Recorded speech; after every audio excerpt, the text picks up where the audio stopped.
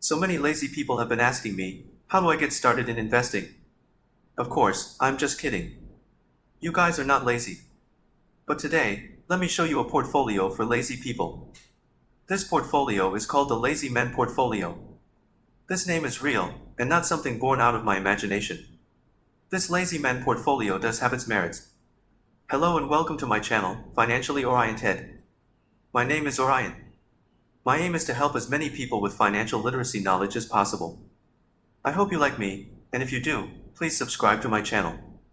The Lazy Man portfolio is a type of investment strategy that is designed to be simple, low cost and low maintenance. I have noticed many people who have accumulated sizable funds through their work or business, but do not possess any knowledge in investments. I have also noticed that many wish to get started, but do not know how. There are also people who are apprehensive about investing, thinking that the world of investing is a dangerous one. It is dangerous indeed, if you do not know what you are doing, just like driving on the road without a license or flying a plane when you are not trained. Fortunately, the Lazy Man portfolio requires very little effort or expertise of the investor and may be therefore suitable for novices.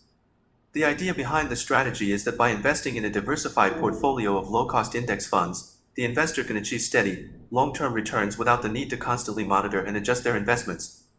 The basic concept of the Lazy Man portfolio is to invest in a mix of stocks and bonds that is appropriate for the investor's age and risk tolerance.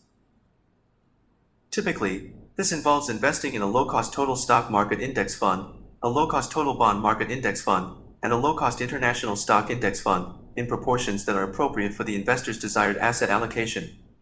So, what is the percentage of bonds and equities an individual may allocate his funds to? There is no fixed and quick answer to this question, but for me, I use this formula. This means that if I am currently 30 years old, I will invest 80% into equities and 20% into bonds. Some of you may ask me why.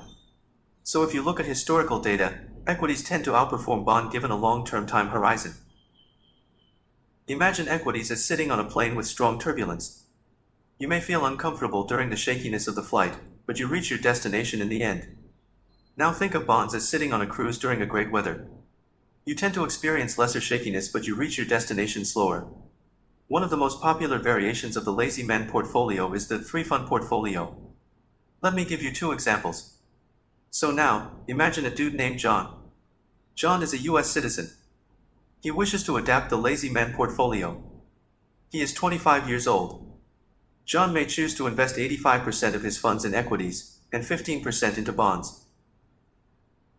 As John is from the United States, he may want to invest 45% into an index fund participating in the economy of the US, such as the S&P 500, 40% into an all-world ETF, such as the Vanguard FTSE All-World UCITS ETF, and 15% into the bonds market, such as the Vanguard Total World Bond ETF.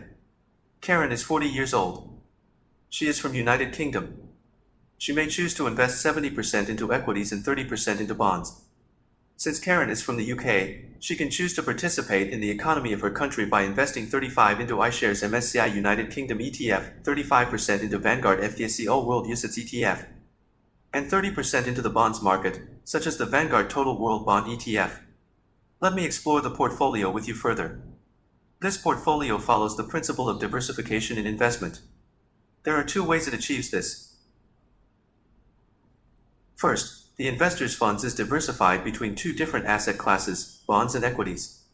Secondly, the investor's fund is diversified further into geographical locations, his own country and the global economy. If you are new to investing, you may ask me, what is the reason for diversification?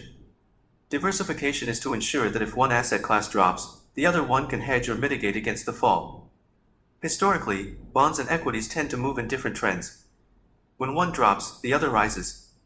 The second reason for geographical location diversification is so that if one country's economy is suddenly hit, the rest of the countries may not be affected and can mitigate against the impact. Simply put, you do not want to put all your eggs in one basket.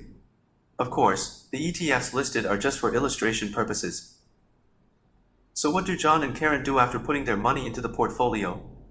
They can now go to the bar and enjoy while waiting for their portfolio to grow. From time to time, John and Karen may choose to add more funds into their investments to achieve dollar cost averaging, and every year, John and Karen may rebalance their portfolio.